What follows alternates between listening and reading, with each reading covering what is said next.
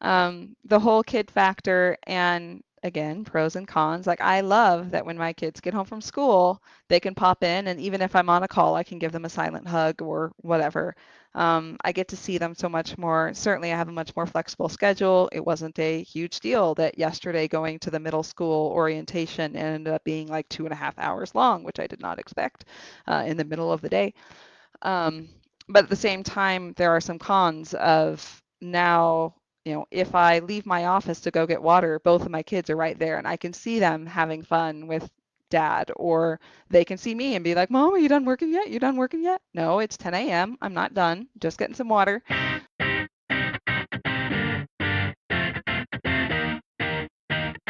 Welcome to 33 Tangents, a roundtable discussion covering a wide variety of topics from digital analytics to working remotely to current happenings in business and technology.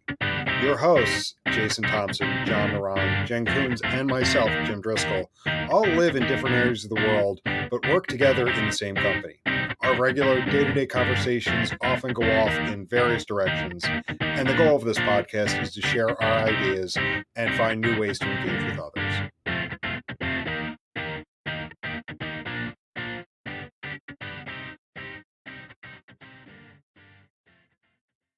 Live version of any of the cams to fill the full screen, so I could just have like my backyard cam or something going and Nice. seeing random stuff wander into view. That's fun. And I you was gonna have say, such fun random stuff come through.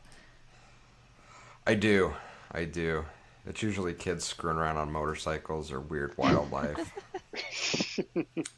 Although now I adjusted the camera settings and I'm picking up a lot of the disc golfers, which is fun because the seventh hole of the disc golf course is in my backyard, the tee box for it. And before my camera wasn't picking up any of that activity, but I adjusted it to catch any people back there. So now every group that comes through the seventh tee box triggers my camera. nice. So that's fun.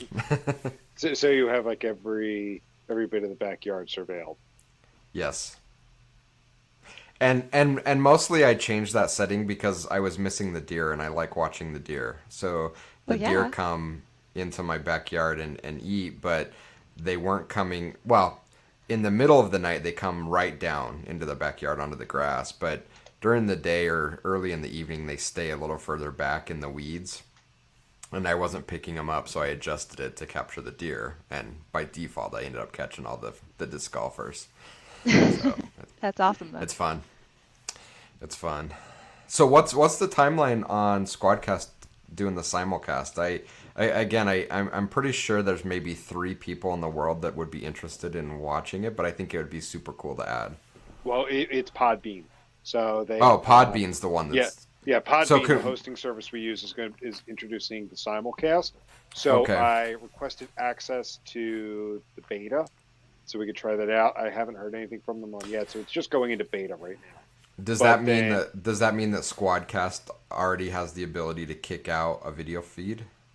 no. So the Squadcast, they had something on their roadmap for the middle of this year, but they just released. So this is version 2 that we're using. So they Mm-hmm. just released this, but I don't see anything to record yet. So it looks like that may have been bumped a bit, but that is on the roadmap to do the video feed. Podbean is the hosting service, and they're looking to introduce like the live broadcast, and then Uh also we could once we have the video, we'll then be able to upgrade our hosting plan to also have the simulcast of the audio and video going out at the same time. so I guess we just have to figure out the logistics if Squadcast doesn't support video while we're recording. Yes. So that's the plan. Over the next several months, I want to keep an eye on their roadmaps when they introduce new I features. have to imagine it's there because I'm seeing more and more podcasts offering a video feed.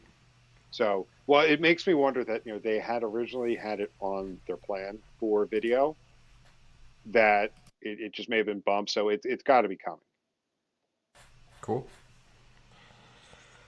Well, I like having the video, even though with version 2 for Gen we have a map of the greater Atlanta area, it looks like, which And is I even cool. tried, like, I legit tried. I can switch it to video. No, I no, no, no. look We're decent and good. everything. I don't want to mess it up. Yeah. um, But I know if you hover over your image on the right upper right hand corner, you should see a camera button. I'm wondering if your camera is just disabled. No, it's yeah. The camera button is disabled, and when I go into the further things, I get error messages about it not Okay. being able to access my camera. So All right. Well, we did solve one problem today. Before you weren't even able to get into the Squadcast recording, so we fixed that. So then we'll tackle the video next. That would yeah, be a huge accomplishment to get Jen on video. She doesn't like being on video all the I time. don't like being on video. Well, And and that's and okay. aside That's from okay. like being worried about like how I look and everything, more than anything, I just get distracted by myself. So narcissism or paranoia, whichever direction we want to take it. Fair enough. Fair enough. Well, what is our topic of the day? So our topic today is the cons of working remote. So we've made no secret of how we're proponents of working remotely. Um, with anything, however, you're going to run into pros and cons of it. So in many of the previous episodes, we've talked about the benefits of working remotely and how to do it successfully. But this week, I want to talk about the cons of working remotely. Maybe some of the issues that we've run into, or just like some of those little things that may nag us, like, hey, if we were in an office, this might not happen. Now, I know one of the first things that someone's probably going to mention is the common things you see in various discussions. Well, if someone's working from home, how do I know that they're not being distracted by the laundry or the dishes or some other chores?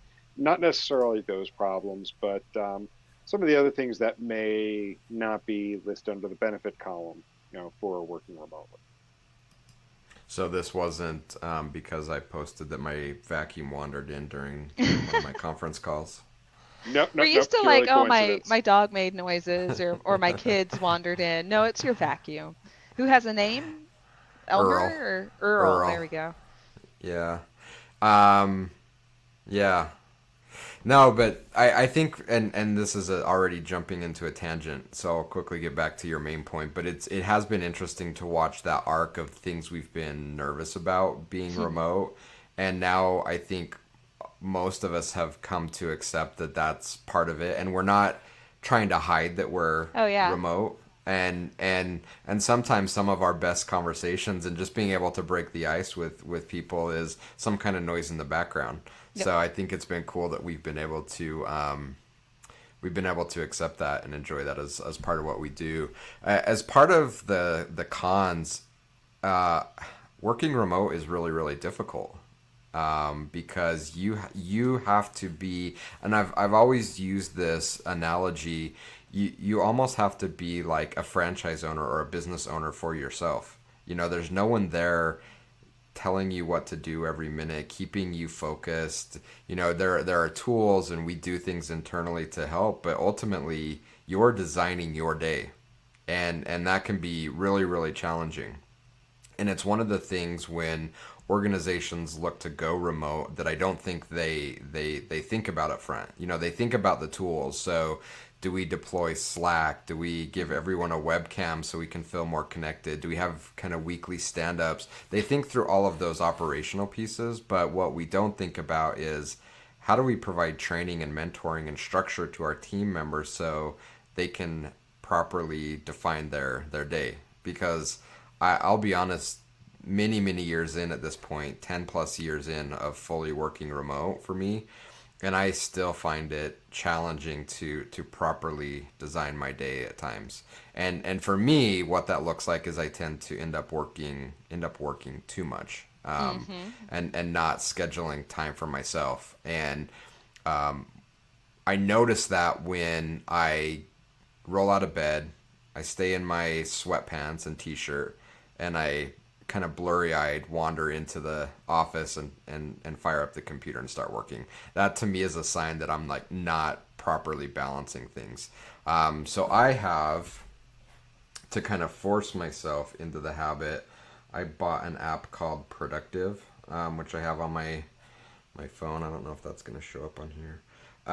Where I have kind of like it's not focusing, things that I want to do like during the day, and especially in the morning, and it kind of gamifies it where I'm trying to have streaks of things, and it's stupid things like make my bed and take a shower and get dressed, like things that if you went into an office you just take for granted that that's part of your workflow and are actually healthy things. To me, I have to have a structure to remind myself, because it is something, is a con of working remotely, and especially working remote from home, where I kind of forego that balance, which is very much needed.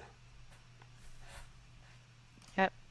And then for me, yeah, there's definitely, lots of folks who are concerned, like, how do I know that my employees are actually working as much as they say they are? And I, like Jason, I find my problem is more I'm working too much, because there isn't that clear, like, oh, you're done for the day or whatever. Um, But let's so let's come back to that, because I think that is a business challenge, not for us because of the sure. people we hired, but I want to touch on that. But go ahead.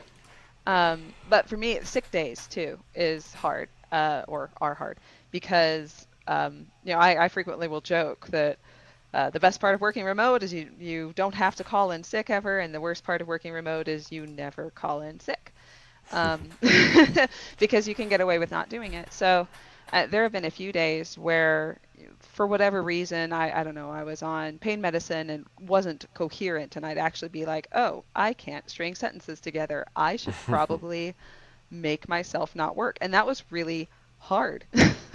Because even if I have like a miserable cold or whatever, I can always do, my bare minimum of work that I need to do to get through the day. So that's one thing that I've struggled with, at least, is knowing and enforcing the bit of downtime. Yeah, agreed. And I think, again, that's in alignment with what my biggest struggle is, and to the point of actually having to map that out. Like, force myself, okay, in the morning, rather than having coffee at my desk, I set a timer. I'm like, you have to sit outside without your phone and just sit there and drink coffee for 15 minutes. Otherwise, it's just this blur of kind of work, and that's definitely a struggle. But it was interesting that you brought up the point of, trusting that we're working enough. We don't have that problem because we've hired a certain type of person to work here. And you mentioned that our problem is probably working too much, and that's a problem as well that we have to make sure we're keeping an eye on. But I've seen a whole new industry of products popping up for helping ensure, from a business perspective, that your team is working. So, that is a very real, and we hear it all the time. Like, if we let them work from home, if we can't see them and monitor them in the office, how do we know that they're working? And we've taken the stance of, well, come on, guys, it's all about the outputs that you produce. But we're taking a very narrow view of it, where we have a very specific type of service that we offer. But what if we're at-home support agents for JetBlue, or for our friends at Bamboo HR have a lot of reps that work from home and do support, phone support. How do we know that they're properly using their time? And recently, I had a guy reach out to me from a company that has specifically created products for that. And he reached out and said, "Hey, we're putting together a book on how companies can properly work remotely, and we want you to contribute to that." And I went and looked through their site and looked through their products, and they have products that do everything. And this gets super, super creepy, even for us working in the analytics space, where they have products that monitor how active you are on your computer, keystroke loggers, monitoring the applications you have up and in view. And I'm like, oh my hell, this is so against our view of how things are done. And so I told them, no, we couldn't participate, simply because we're not in alignment on that. But again, it's interesting to see products and services popping up to help companies address that fear of, what are our people doing? So from a business perspective, that's a very real challenge.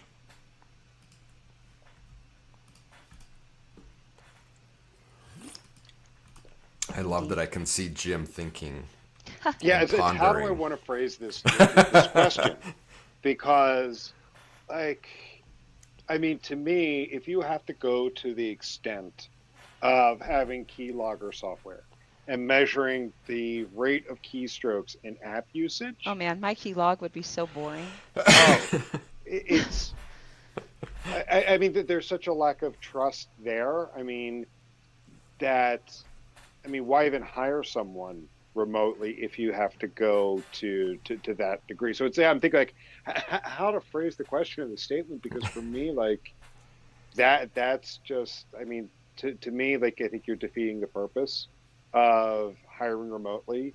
It means you're either hiring the wrong people or you have the wrong people managing the company. Yeah, no, for sure. And that's I'm not going to say it because I mentioned it on the other podcast that I wasn't going to say this phrase. But that's probably a future podcast episode where we can focus just on that. But yeah, it's interesting.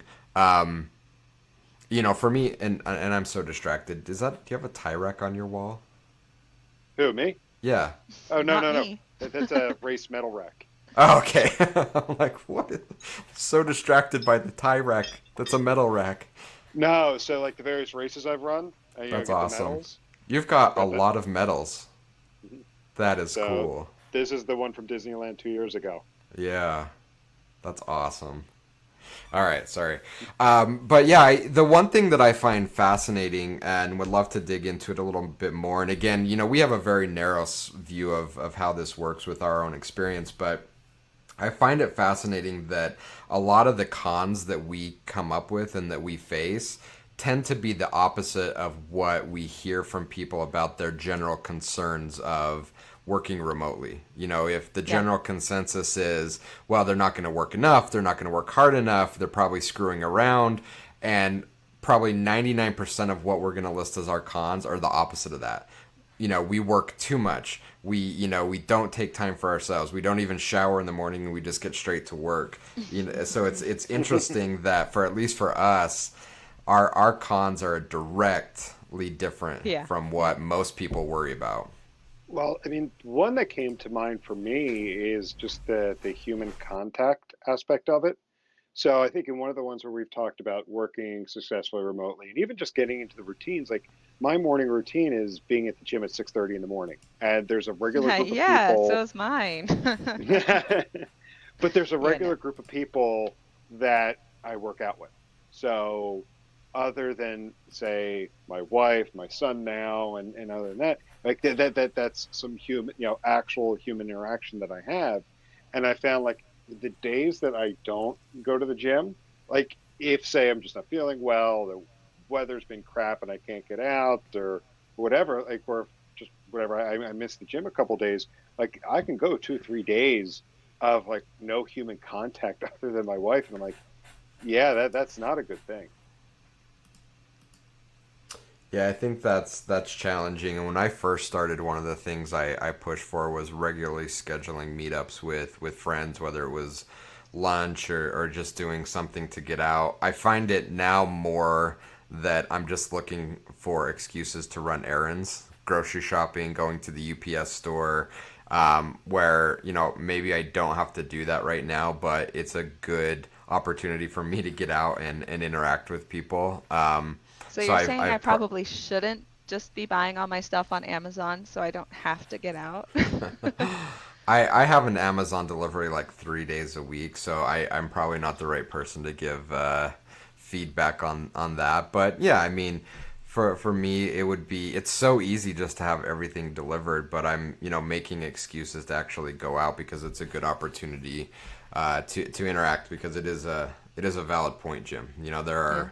There are times where we're just in the house or wherever, and we just we don't have that level of interaction. Well, and since my husband's a stay-at-home dad, we both have that a bit of not getting out and interacting with other adults enough. And for a while there, it was like we were going out to dinner every night, not because we were craving, outside food, but because that was our excuse for getting out of the house. That was years ago, though, and I am now so perfectly content being a hermit that it's scary.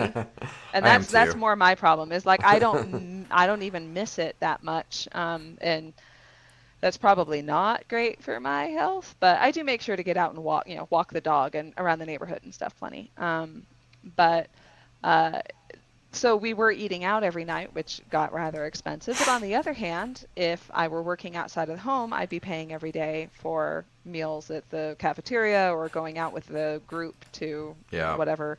And man, that adds up really fast. I will that say, does. for me, one of the pros slash cons of working from home is the proximity to the pantry. That anytime that I'm like, oh, I should stand up and walk around, that'd be good for me. I should step away from my computer. The most natural place to go is to the pantry to see if it's magically filled up with anything new or There's got to be whatever. some new goodies in there that just happen to Exactly, show and there up. often are actually. So, because my husband is around and shopping and baking and whatever. So, working from home, if I'm not at home, I'll forget to eat. Like on business trips and stuff, I'll frequently not eat very much. But since I'm at home and can just graze throughout the day, I've definitely noticed an impact from working from home. Yeah. Um, What? I was gonna say I'm a stress eater, so like I snack when I get stressed. So I'll go upstairs. Like I just start wandering. I go walk away from the computer. I'll start wandering. I'll make my way to the kitchen, and as I'm like rummaging through the fridge or the pantry, my wife who's home right now, she's a teacher, so she's off for the summer. She'd be like, "Okay, what's wrong? What happened? Who's bothering you now? What's going on? That you're rummaging through the kitchen for the third time in the last hour." Yep. Yeah. Um, Yep. Yeah.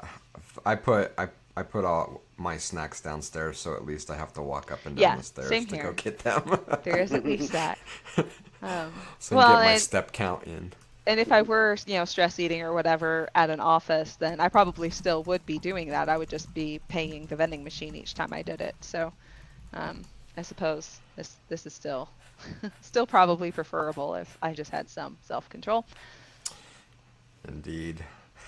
A couple items that may or may not directly impact us. I think one of them does. The other one maybe not so much. But there are two things that I consistently hear as cons of working remote, and I'm gonna have to dig up the article. I can't remember who authored it, but there was an article that mentioned upward mobility in organizations. It does not exist if you work remote. So working remote is great if you want to be an individual contributor and we want to work remote. Companies should support that. But if you have any desire to take on responsibility, move up within an organization, you might as well give up that vision if you also want to work remote, because those things aren't going to happen.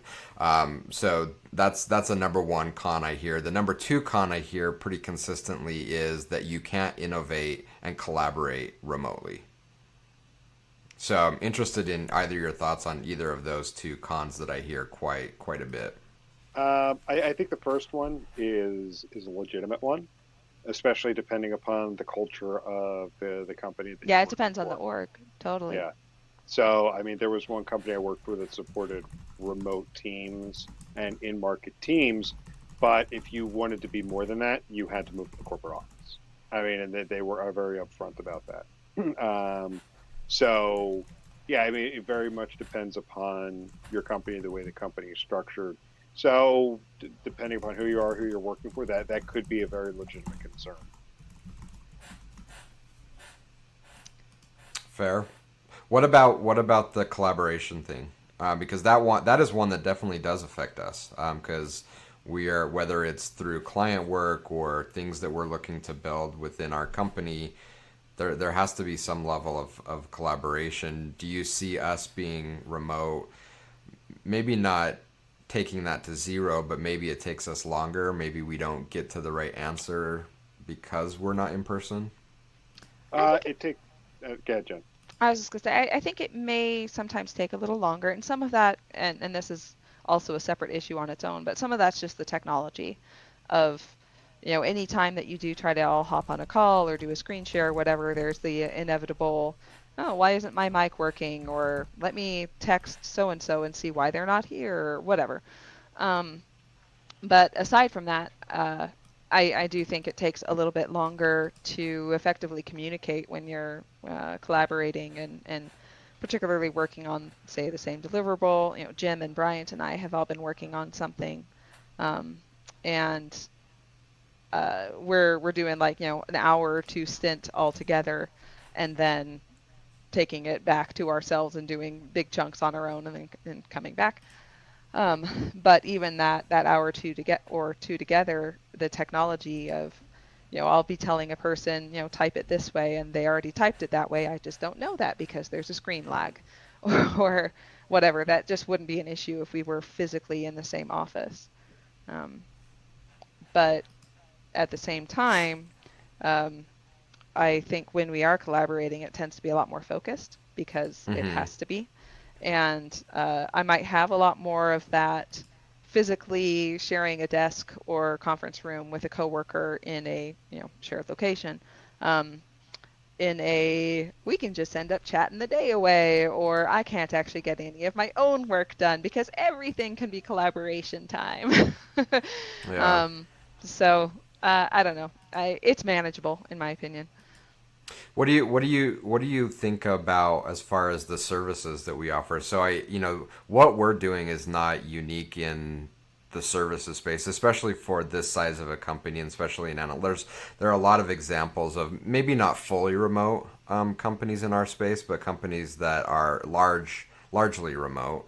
Does that apply here as well, as far as our ability to work remotely with clients? The reason I bring it up is that several times a year I get interest from prospects, and one of the first things on their list is, okay, what does it look like to have you guys on site 3 to 4 days a week? And I'm like, that's never going to happen. And they're like, well, how are we going to work together?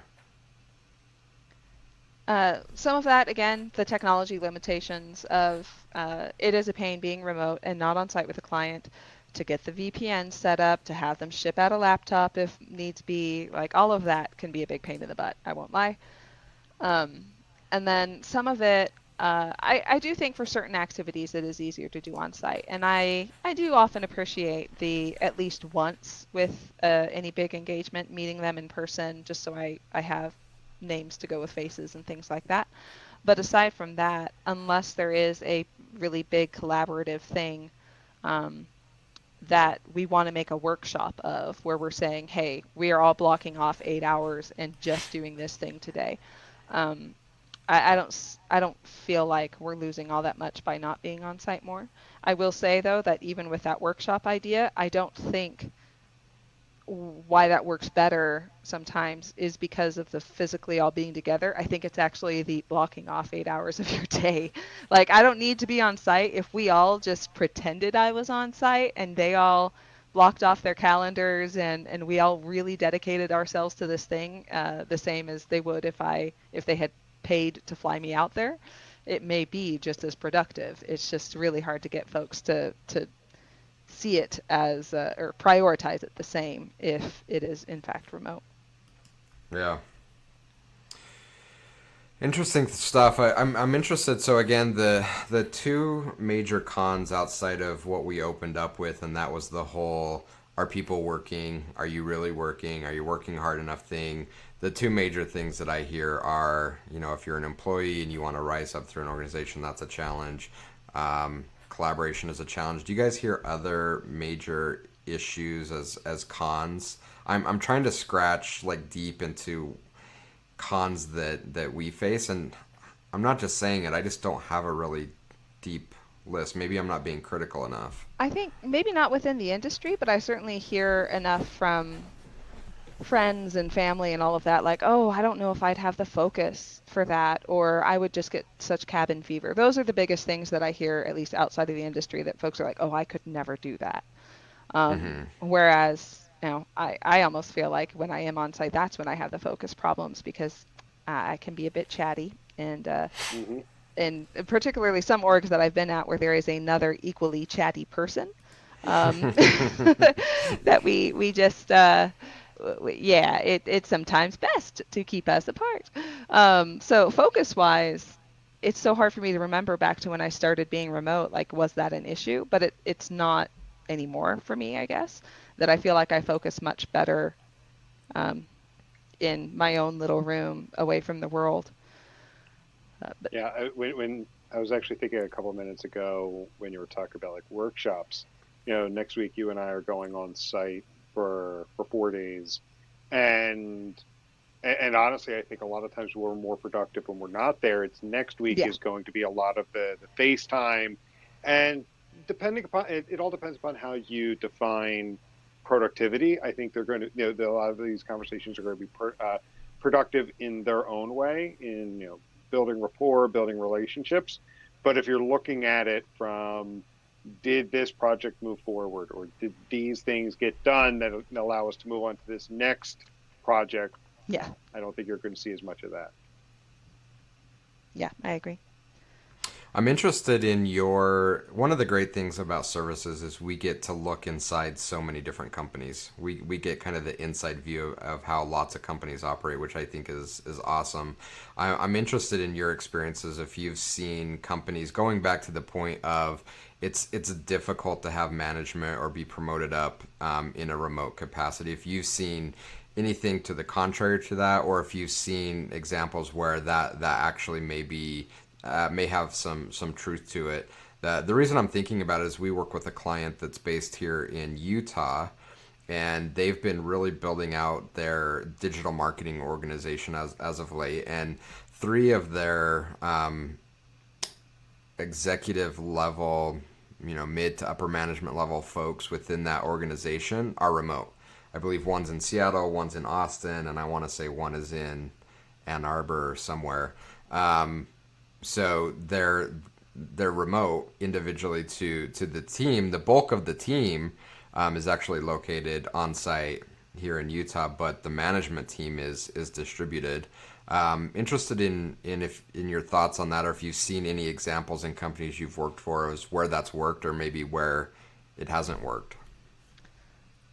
I haven't seen a lot of examples, and I think that's sadly because a lot of folks don't want their any of the management type folks to be remote.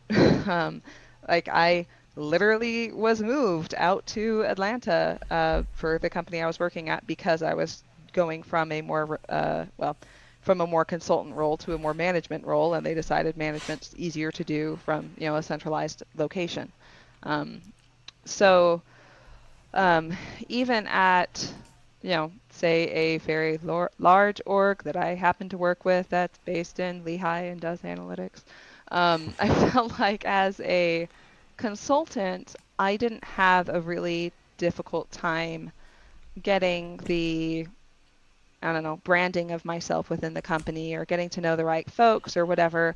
They have a very active community, lots of ways of collaborating and talking to each other and all of that.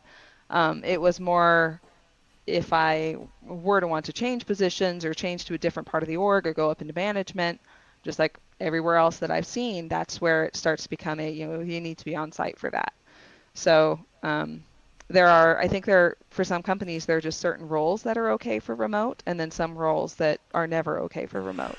And, at that particular company, some roles were awesome for remote, but that it was still stuck within just that little realm. Yeah.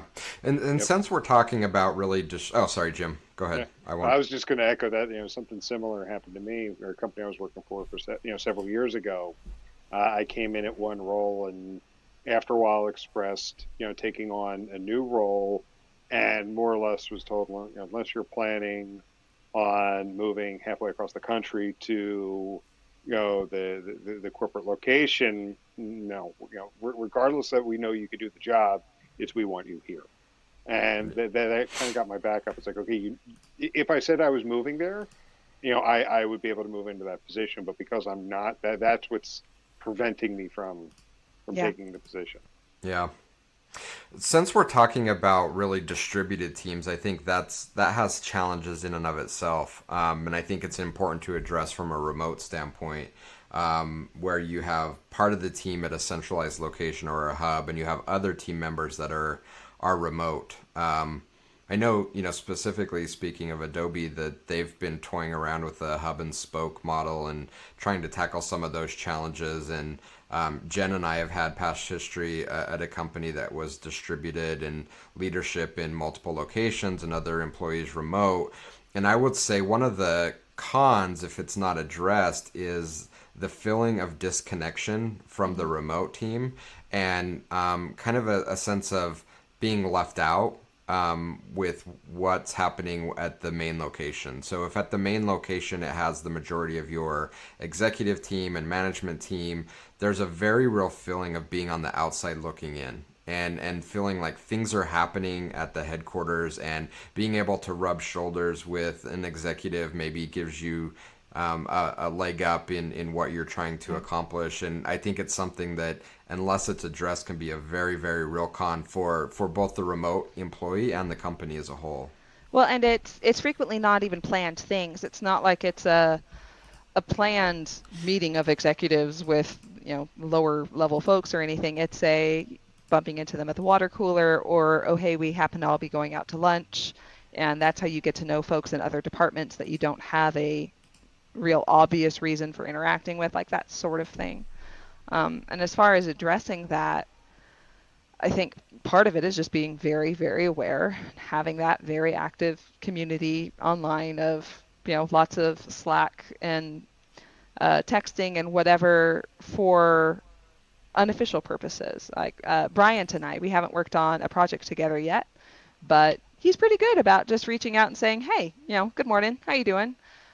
Which is really nice, because it's all too easy to not have those like accidental, unplanned interactions if you're not all in the same place. Mm-hmm. No, I agree, because when I sit down at the computer, or not technically stand, when I get to my computer and start working, like a lot of times I just go boom right into heads down mode, and you start to lose just the casual interactions that you would get, when you arrive at the office or walking toward your desk. You bump into someone in the hallway, even if it's just a quick hi or whatnot, you definitely miss out on that. I will say, though, that sometimes that feeling of, that FOMO is perhaps not entirely based in reality. That sometimes it's just that grass is greener feeling of, well, if I were on site, I would be more part of the group, or I would get to know so and so better, or whatever. And then you're actually on site and you realize that, okay, well, we may have all gone out to eat together, but didn't necessarily have that connection or have that window that's going to open up my next role or something like that you couldn't have had just by interacting on the phone, or taking a few moments at the beginning of a conference call to small chat or whatever. So sometimes it feels like you're missing out even though you're not. You're right. I don't think it's and again, I don't think it's something that the company is thinking about or thinking about putting in place, like, oh, we should exclude our remote people. Sure. And to your point, I think a lot of those things are not really exclusionary as it is, but it's in a lot of remote employees' heads. So whether it's actually happening or not, it definitely has an impact on how they view things, especially for people that tend to take a negative view, which, my cognitive distortions are that, where it's like if 99 things could happen, and 98 of them were good, I would flip it and have it be the opposite. Yeah, it's true. I will say that for especially bigger orgs that have that remote, at least a partially remote set of folks, that making sure that folks do have reasons to interact beyond their roles, or they aren't just stuck within their own org or org division team, I suppose. Whether that's an all hands or, I don't know, brown bag or whatever we want to call it, so that folks from the consulting org end up talking and knowing the names of some of the sales executive folks, or the folks working on this other tool or product. I think those are the accidental interactions that can happen when you're all in the same place, but those accidental interactions can also happen remotely if the opportunity is just given. If they all happen to be on a call or training or whatever together. Yeah, and I think we've tried to embrace that, and at least in the openness of our conversations, whether it's internal or with clients, that it's okay to have a little of that buffer time. Because realistically, if you're in an office and you wander into a meeting room, that happens organically anyway, right? Yeah. It's not like you just sit down there and it's like, okay, now the agenda is, you have that small talk, and so I think it's important to try to replicate that because that is important. And we've tried to do things like creating areas within our internal Slack just to share random things, and I think that is helpful as well. But I still think it's very challenging to have those casual, hey Jen, how's it going? And sadly, it's been we've gone days and sometimes a week or so without talking. I'm like, this feels weird, and so figuring out how to have that feel natural and have that connection's important because we're people, and we want to be connected to the people we work with, and it doesn't always have to be overly structured and about business, and that doesn't happen organically without putting in the work to make it happen. So very much a con if you don't have the right support system to make that work. Yep. And for me, one of the cons, well, pros and cons, all of these, they're nuanced, is the being able to get a second opinion or have someone look over your shoulder or whatever when you're up against an issue that not like I feel all that sheepish or shy reaching out to one of you guys saying, this website's loading really funky for me. Is it just me, or could you also, pull it up and see what it looks like? But I'm probably not going to do that quite as quickly as I would if I could turn around and look at your desk and see that you're not doing anything super important and it's very easy because we're right next to each other. I might play around with it on my own a little bit longer before I bother reaching out to someone else. But why I say that's also a little bit of pro, though, is because I am one of those people that likes to get sucked into other people's issues like that. Hence my presence on Measure Slack. And well, you truly like to you get a lot of validation and feel good from helping people. I am validation needy. But that can make it hard to focus sometimes. So yes, I am not reaching out quite as often, or not reaching out until I've thoroughly made sure I can't resolve it on my own. But at the same time, folks aren't reaching out to me quite as often until they're thoroughly sure that they've checked it out as much as they can on their own. So again, pros and cons. Jim, what do you think about the con of just being a voice? Because I've seen a change with you over the last few weeks or months where you've made it a point, even if no one else is, to be on camera. It's sometimes, since, God, I can't talk today. Sorry, I didn't mean to put you on the spot here. No. I know exactly what I want to say. My brain's just fried. I can't speak. Being remote, the majority of your, the meetings being some form of conference call, WebEx or whatnot, it can be very easy for people to start multitasking, including sometimes myself as the host. Sometimes, like if someone else kind of would take over part of the conversation and start talking, next thing you know, I've got a web browser open. So one of the ways to prevent that, whereas like, again, if you're in the office, people multitask, in a conference room, but I think it's harder to do.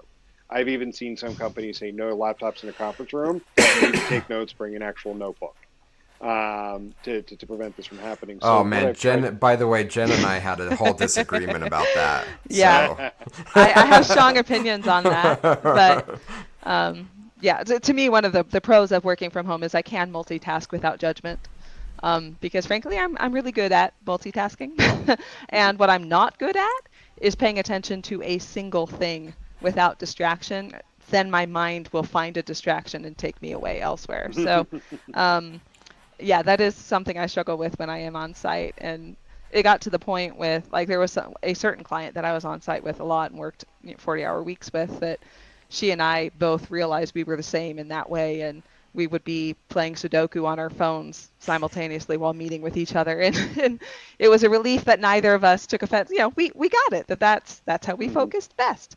So for me, with legitimate ADHD, like if I need to get a doctor's note to say, Jen is allowed to bring her laptop into meetings because she will focus better if she can, open a browser to look at things that are ever so slightly moderately related to what's being discussed or whatever. And I will challenge folks to call me out on it of, you don't seem very focused. I think it's because you're Sudokuing that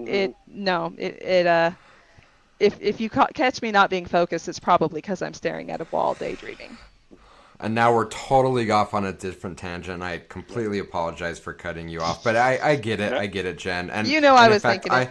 So I have this that I mess around with on conference calls. So we supported an initiative that Jim's wife was working on to get 3D printers into the classroom. We'll talk to Jim. Okay. So she sent me this little, pendant widget of our 3D or our 33Sticks logo, and I just have it sitting here. And if you could see the camera pan down, like I'm going like this, and I'm just kind of fidgeting with it. So I get it. We all have my desk is full of fidget toys. Wait, what do you have, Jim? I have like the a legit fidget cube. I have magnet toys. They get kind of loud though. Like you can hear, so I have to not play with these magnets. So we all have our ways of kind of keeping ourselves. So sorry, Jim, I cut you off talking about the importance of FaceTime. No, so what I found is to help. And this, part of it's for me, and part of it is for the audience. And I do this most with several clients now, where they've got the webcam installed in the conference room, and the majority of the time when we book a meeting, they'll book that conference room so that they see me and I can see them, and it helps really keep us engaged. So what it's done is, instead of our meetings being very just like, okay, here's an update on this item and here's an update on this item, it's much more collaborative, and you see a bit more back and forth because we can actually just make eye contact. And then that's why I also moved over to this as a recording tool. I feel it's helped make the natural flow of the conversation. Because think about, like, if you can't see me and I'm struggling for a second to come up with what I want to respond, you just think I'm not paying attention. Whereas now, earlier you could see me struggling. Okay, how do I want to phrase this because my brain just doesn't want to work today, kind of thing. So I've tried to, in recent months, be much more proactive with using the web camera. When appropriate. I mean, there's some clients that necessarily, they don't necessarily, need it or want to use it. So that's fine. But there's a few others that do, and it's helped make the conversations much more collaborative, and keeps the conversation on point. Yeah, and I don't think you need to be on all the time, and this definitely isn't like a requirement, but I think it can be a potential con if you're just seen as a voice. And to Jen's point, being able to meet in person and make that connection, in lieu of that, being able to at least be a moving picture, right? That it's okay, Jim is a real person, and I can more easily connect with him. Off topic, but I want to share this story because I think it's so cool. To that point, I think I may have shared this with you, Jim. So we have a client based in London, and this was several years ago. Before we were working with them, we had a sales call with their team at 6:30 Mountain Time in the morning. And as I do, I just kind of rolled out of bed in my t-shirt and much longer hair at that point in time that was all over the place, sticking up. And I get on the call, and they're in a conference room with the camera on. You've mentioned this before. Let me see. Have I mentioned it on the podcast? If so, I think you may have, but that's okay. But I think it was like early on. Yeah. So it's worth repeating. So I'm like, we're really doing this, and they're like, yeah, we want to see who we're going to be working with. So I turned on my camera and just without a hitch, just had the full conversation about, here's what we're proposing, here's how we'd like to partner with you.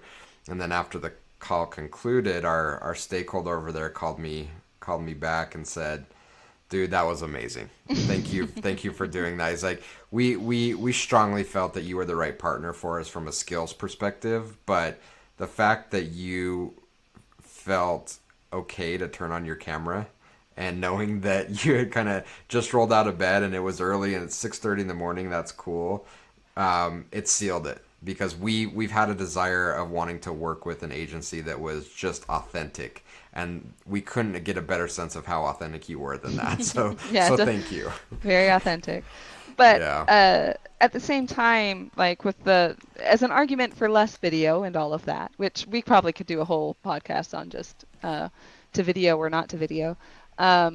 But think of all the time, especially representing the female side of things, where frequently there is a lot of makeup and hair and shopping for clothes and the whatever that, sure, men have some of that pressure too, but I think it's fair to say that there's a little bit more expectation on the female side of things. Um, think of all the time I'm saving not doing that. The that I can be spending on working instead. Like most folks who work remote say, oh yeah, I save so much time not commuting.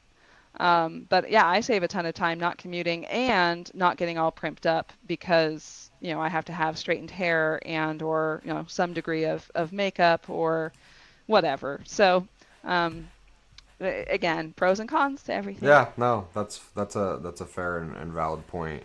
Um, Because me waking up at 6:30 a.m., I guarantee is a very different sight. Well, especially, I work from home. It's very hot. It's Atlanta, so I'm frequently in like tiny little tank tops or ridiculous sundresses or whatever, and it's just a whole other degree of unprofessional at that point. mhm. Whereas men, if they're just in their, white shirt that they sleep in and bed hair in most cases for men isn't quite as bad and whatever. So, um, Yeah. And when I talk about integrating the video, this is something that I found has worked for me. That doesn't mean it's going to oh, work for sure, everyone. yeah. And you bring up definite, legitimate counter arguments to it. Like, I mean, this is something that I feel works for me. It's worth sharing. That being said, if it doesn't work for you, I mean, again, I think you got some very valid points to it. Yeah. Yep. To each their own. Overall, I think working from home is really, really hard. But I think anything is really, really hard. And one of the frustrating things to me is that oftentimes we come up with these list of cons about why working remotely is difficult, and the conclusion is, well, we're not going to support it. We're not going to do that because it's hard. But we could say the same thing. Working in an office is really, really hard. Exactly. Yep, there are pros and cons, just like we've been Yeah, there saying. are pros and cons. We can talk about open office, floor plans, Ugh. and wasted Did I ever time tell you that about? happens in an office. Did I ever tell you about the one project manager I worked with? Oh God, when did I work with him? Good 7 years ago, 7, 8 years ago or so. He would send an email, then he would follow up with an instant message. If you didn't answer his instant message, I'm talking within minutes. Like, I sent you an email. Did you look at it yet? And if you didn't answer the instant message, he would call you. If you didn't pick up the phone, he'd be walking over to your desk. And all of this would happen in a matter of like 10 minutes or so. And I got to the point where I had to have this conversation with him. Like, I don't plan my day around email. I don't Mhm. sit there and wait for emails to come in. I will respond if you don't hear anything in about a day or so. Then by all means, give me a call. But don't do this. Send an email, then an IM, then a phone call, then a walkover. Because there Right. was one time, like, I was in the middle of having a conversation with somebody at my desk. We were trying to solve a problem, and the phone rang. I'm like, he's going to be here in a couple minutes. And with that, he comes walking around. And I stood up. I said, not now, later. And he's like, what? I'm like, not now. And he walked away. And I'm just like, okay, now I'm done. That's So one thing awesome. we haven't mentioned, since now all three of us are parents, the whole kid factor and again, pros and cons. Like I love that when my kids get home from school, they can pop in and even if I'm on a call, I can give them a silent hug or whatever. Hmm. I get to see them so much more. Certainly, I have a much more flexible schedule. It wasn't a huge deal that yesterday going to the middle school orientation ended up being like 2.5 hours long, which I did not expect in the middle of the day. Um, but at the same time, there are some cons of now, if I leave my office to go get water, both of my kids are right there and I can see them having fun with dad, or they can see me and be like, Mom, are you done working yet? You done working yet? No, it's 10 a.m. I'm not done. Just getting some water. Um, yeah, for me, on one hand, I like that I get to see what they're doing with their day and I get to see more of them. On the other hand, it can be much harder to be like, ugh, I have this thing I absolutely have to finish. And I can hear Yeah. them giggling down the hall, having fun. And yeah. Yeah. No, it's a very real challenge. In fact, I was thinking about it last week. There's a new co-working location across the street from Adobe that just opened up, and I've been looking at getting a desk pass there that I can use a couple of times a month just for when I have those times where it's like Mm-hmm. I just need to focus and crank something out because to your point, it is hard. From an emotional perspective, it's very, very challenging. So my 4-year-old is really big into the Lego series right now. So he's playing Lego City, he's playing Lego Marvel. They're the best video games. They really oh. are, especially for younger kids, but even for adults. They're fantastic. I will admit that I am hooked. And so, you know, one of the highlights of his day, or at least I like to think so, is he likes to play together. And so even though he understands the concept of working from home, and he's very good about knowing, you know, he can tell certain cues when I'm on a call, or he'll ask, are you on your call? Are you off a call? So he gets it. But there'll be times when he'll come in and he'll be like, can we play Marvels now? I'm like, no, I have to finish something, and his head will drop, and I'm like, oh my God. You know, so do I walk away from this? So I mean, that is definitely challenging, for sure. Yeah, and you know, there'll be times right now. I think things are, you know, and again, everything's relative. You know, things are relatively easier because he's not motoring around. You know, he naps, you know, at parts during the day. But yeah, He's what, 4 or 5 months? 4 months on Sunday. All right. So there'll be times when, you know, I can hear him crying. So if I'm not in the middle of something, I'm able to run upstairs and, you know, help Suzanne, you know, with whatever she needs. That being said, I think it's going to be harder yet when he starts moving around or starts to become more conscious and aware. And those are the days that, you know, I know that will probably be tougher. But yeah, like every now and then, like especially right after he was born and I came back to work, I'd quick run upstairs and give him a quick hug and then come back to work, and, you know, not necessarily seeing, you know, the same issues. Yeah, no, this has been an awesome conversation, and I think the takeaway really is that, as Jen mentioned, that everything really has pros and cons. There's no, you know, one situation where it's all pros, and ultimately things, especially if you're doing things of any worth or value, are inherently difficult and hard. Yeah. And so, you know, that's been my frustration around remote, is again that people write it off because there are cons, and I'm like, but we could so easily do the same thing with an office and say, well, there's cons to working in an office, so we might as well not do business. And so I think the takeaway is just to recognize that whatever your setup is, there's pros and cons. Don't just brush it off that there are. Address those and try to make it as fruitful as possible. But know that if, you know, working remote or having a distributed company is something that's within your culture, there are always going to be cons, but that shouldn't be an excuse not to do it. Yep, I agree. Yep. And since we had talked a lot of the pros of working remote, I thought it'd be a good time to balance it out with, you know, the cons of it and some of the issues we've run into. Yeah, for sure. And I think it's been a good chat. It's been good to have Jen back on, and I think we have a cool. I saw a comment online, because speaking of multitasking, I posted a screenshot of our Squadcast, and I replied. We're both multitasking. And Jen replied, and then Rudy Schumpert jumped on and said, "Hey, that looks like Atlanta. I think I could see my house." All in real time. See, there are pros to multitasking even. Good stuff. Good conversation. Cool. Yeah, really good one. So thank you both much, and we'll talk to everybody later. All right. See ya. Bye. See ya.